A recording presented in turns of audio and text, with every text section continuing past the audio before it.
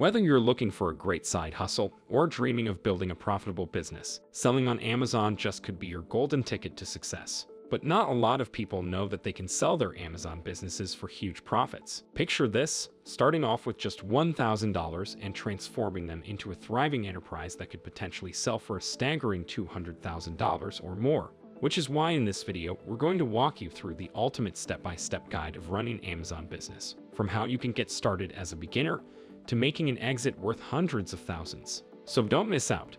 Welcome back to PST Finance. If you're currently thinking about starting a business on Amazon, then you might have found yourself wondering about what products you should sell on the platform. Amazon offers great potential for new sellers to grow, but that doesn't mean that you can just list any product and expect to see instant sales. In order to find the right products to sell, you need to do really good research about what sells well on Amazon, and you can do that very efficiently and effectively using an Amazon product research software. This is because product research software gives you real data for current Amazon products, and it also helps you analyze the competition to see if a product is in a good niche. There are many software programs for analyzing Amazon products, but the most popular ones are called Smart Scout and AMZ Scout. These programs can help validate the level of demand and competition for your product, or for some other popular products on the marketplace. This is extremely important because a product may be very popular and have strong trends, but if the market is saturated, you'll have a tough time generating a profit. In general, the best-selling products on Amazon are kitchen gadgets, so you can open Amazon up on your desktop and look up any kitchen gadget that you think would be a good idea to sell, then run the software. The app will show you sales data for the top products that popped up after your search, and this data includes data on sales and prices for each product, as well as the number of sellers and how much fees they pay to have their products fulfilled by Amazon. Not only that, but the data can also include important metrics like the product's net profit margin. After doing your due diligence and deciding on a product you want to sell, you need to understand the difference between gated and non-gated products on Amazon and how that can affect your sales. If Amazon specifies a product as gated, it means you aren't allowed to sell it on the Amazon platform. And if it's non-gated, then it's clear for you to sell. If you're starting out by selling well-known brands on Amazon, then you should know that most of the items will be gated, and the only thing that Amazon will consider non-gated is books. But you can actually obtain a manufacturer's invoice from a distributor who sells that brand or product, and then submit that to Amazon to ungate that product. And a lot of major retailers that sell these products, like Walmart and Target, will actually send you invoices that will work for ungating the products. Don't try to ungate as many products as possible at first, because you might end up not even selling them. And Amazon sometimes does the ungating automatically for you once you start selling more products. Something that a lot of people do after finding out the product they want to sell on Amazon is go to Chinese suppliers like Alibaba and find the exact same product or something very similar for very little money. So they buy the Alibaba product for cheap and then sell it on Amazon for 5 times the price. Sounds like easy money, right? That's extremely far from the truth because starting an Amazon business and making it profitable is extremely challenging and requires a lot of time and effort. First of all, you need to apply to sell on Amazon by creating a seller's account, and this is something you can do very easily on Amazon's website. Keep in mind that you'll have to put in things like your bank account number, credit card information, tax information, and so on. You might also have to do a video call with some Amazon employees just so they can confirm your identity and make sure that you aren't signing up under someone else's name. Another thing that you should keep in mind is that it usually takes Amazon a week or 2 to accept your application, so be patient and don't freak out if you don't get a response right away. Selling on Amazon isn't free, so after signing up, you'll have to decide which selling plan to subscribe to. There are 2 selling plans on Amazon, the individual selling plan and the professional selling plan. If you're a beginner, then you might want to start with the individual selling plan, mainly because it works on a pay-per-sale basis, meaning that you pay Amazon a fee of about $0.99 on each sale you make on top of other fees like the fulfillment fees, which we're going to talk about later. On the other hand, the professional selling plan works on a monthly subscription basis, meaning that you pay Amazon $40 per month, whether your products are actually selling or not. But keep in mind that you can't create ads on the individual plan, and you also can't do free shipping with it, while you can do free shipping on the professional plan. You could just start out with the individual plan and switch to the professional plan once your business starts picking up. The next thing we're going to talk about is the 2 fulfillment options offered by Amazon, and they can be really confusing for beginners. The 2 fulfillment options are called FBM and FBA, or Fulfilled by Merchant and Fulfilled by Amazon. Basically, the FBM option is just like selling on eBay, so it'd be you storing the item, packing it, and then shipping it to the buyer once it sells. The fees for this range between 6% to 25% of the sale, depending on the category of the product you're selling, but for most categories, it's usually 15%. If you pick this option, you might need to go to the shipping settings on your account and set your shipping template based on your exact location and the types of item that you're shipping. And when an item gets sold, you'll get a notification in the Orders tab of your account. Then you can click on Buy Shipping and get a list of shipping services that you can choose from to fulfill the order. It might be tempting to use a third-party shipping company to save money, but we wouldn't recommend that since the products you sell are only insured if you buy shipping through the Amazon platform. So it's better to be safe than sorry. If you want extra safety, you can pick the second option, which is FBA. This means that you ship your items to Amazon's warehouses, and then Amazon will take care of everything else for you. Not only that, but Amazon can tag your product listing under Amazon Prime, which can significantly boost sales. FBA also makes Amazon take on all the customer complaints as well as the returns. By now, you must be wondering about the catch, and of course, there's always one. FBA fees are a lot higher than FBM fees, and these fees differ depending on the item as well, so you can download the Amazon Seller app to view all of the fees and use the built-in calculator to calculate the amount of money that you'll have to pay depending on your fulfillment plan. Now, let's talk about something called Seller Central, which is what you'll be using to list the items you want to sell.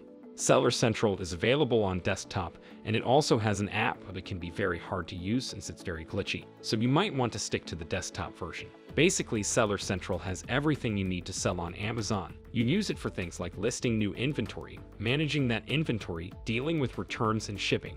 It's important to note that listing items on Amazon isn't the same as listing items on eBay, where you make your own listing. If you open an Amazon seller account now, you'll only be able to post edited old listings that have been already made by other people with older accounts from back when Amazon allowed people to make their own listings. So don't expect to be able to list brand new products that have never been sold on the Amazon platform before. There are 2 ways you can find these listings, and the first one is by clicking the camera icon on the top right of the Amazon Seller app and using that camera to scan the product that you have. And if that item is listed on Amazon, the app will bring it up and show you all the people selling it. If nothing comes up, you can try manually searching for the product by its product code, or UPC, and if it still doesn't come up, you could still get listings of similar products. Once you find the product, listing becomes really easy. You just have to find a seller that matches what you're doing. For example, if you have Prime shipping, then you need to find a seller that has Prime shipping. And the same thing applies if you're shipping the product yourself. Then you click List and set your quantity, price, and you'd be good to go. That's how you get started with an Amazon business, but how do you actually grow the business and make it profitable? First of all, you should understand that your product won't even start showing up in the search results unless you have from 20 to 30 reviews on it. And the reviews need to be really good because people won't ever buy your product if it has 2 or 3-star reviews. So you want to aim for 5-star reviews. Again, it might be tempting to buy fake reviews, but if Amazon finds out your reviews are fake, you'll literally get banned from the entire platform. Not only that, but Amazon might be able to detect it if you're making your friends and family buy the product to leave good reviews, which also puts you at the risk of getting banned. To get good reviews, you might want to put in some effort when packaging your product. For example, you can include an eye-catching thank you card that asks people to leave reviews and use bright colors in its design so your customers will see it. You can also start a social media account for your business and ask followers on it to leave reviews when they buy your products. For Amazon, this isn't the same as when you ask family and friends to leave reviews, so you won't get banned. If you do this and still have less than 30 reviews, you can join the Amazon Early Reviewer program, in which Amazon sends shoppers a gift card in exchange for their reviews on your products, and you can receive up to 5 reviews from this program. You can also submit your products on Amazon Vine, which is a program that allows you to submit 30 units of your products, which are then shipped to specially selected Amazon Vine reviewers. But keep in mind that these reviewers don't have to pay for the product or shipping. So you'll be sacrificing the potential money you could have made on these products, but you may have a better chance of receiving more detailed reviews through this program than you would through other channels. You should also keep the buy box in mind, and the buy box is something a lot of Amazon influencers talk about, but don't actually explain in detail. Basically, the buy box on Amazon is the orange box that says buy now when you search through products. If you subscribe to the individual selling plan, you aren't eligible for getting the buy box on your products, so there could be multiple sellers on the same listing on Amazon, but only one of them will have the buy box on their product. In other words, if you have the individual plan, the buyer would have to look through other sellers that have the professional plan first before they see you and your product. And if you have the professional plan but do FBM, someone with Prime shipping will have much better chances of getting the buy box than you do. A good way to get around this is to go slightly below the price of the seller with the buy box, or match the lowest price of someone with a Prime listing, because once they sell out, Amazon will rotate the buy box and it'll go to you. If you have the professional business plan and FBA, then you probably could try pumping your prices up. Most of the time, people won't mind paying a premium just for the convenience of buying everything they need from one place, or Amazon in our case, and they might even be willing to pay extra to get free shipping, so your sales might not be affected negatively if you raise the prices. Another thing that you should consider in order to grow your Amazon business is the key performance metrics of the business. Basically, there are 3 metrics that you need to pay attention to keep your Amazon business healthy, and they are the order defect rate, which should be kept under 1%, the pre-fulfillment cancel rate, which should be kept under 2.5%, and the late shipment rate, which should be kept under 4%. If you dip below these rates occasionally, don't get too worried because it's normal for that to happen if you're just starting out, and Amazon might even tell you that your account is at risk of getting banned, but the more items you sell, the less these percentages will get. You might have to deal with returns often, since Amazon offers free returns to its customers. But if the customer returns the product to you in worse condition than when they received it, you can actually charge them a restocking fee of around 50% of the price. A good tip to reduce returns is just basically selling a product that doesn't require a size.